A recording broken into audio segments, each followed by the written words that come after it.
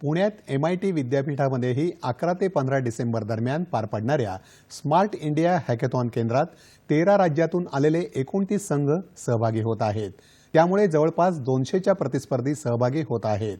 या विद्यापीठात कोळसा मंत्रालय, शहरी आणि गृहनिर्माण मंत्रालयातल्या 5 समस्यांवर उपाय शोधण्यासाठी चुरशीची स्पर्धा होत आहे।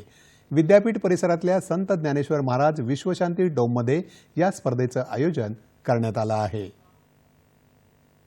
या स्पर्धेमध्ये यावर्षी विविध राज्यांमधून जवळपास 200 पेक्षा अधिक स्पर्धक पार्टिसिपेट होत आहेत।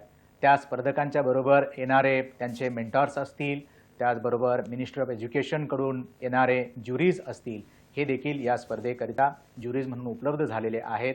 आणि ही स्पर्धा यावर्षी मिनिस्ट्री ऑफ एज्युकेशन त्याचबरोबर all India council for technical education यांच्या संयुक्त विद्यमाने MIT आर्ट डिझाईन टेक्नॉलॉजी विद्यापीठ पुणे या ठिकाणी हे नोडल सेंटरला ही स्पर्धा घेण्यात येते आहे।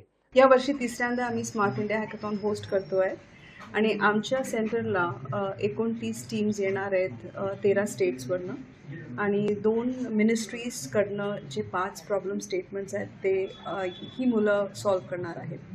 आणि ते 2 मिनिस्ट्रीज आहेत, मिनिस्ट्री ऑफ कोल आणि ministry of urban and housing affairs.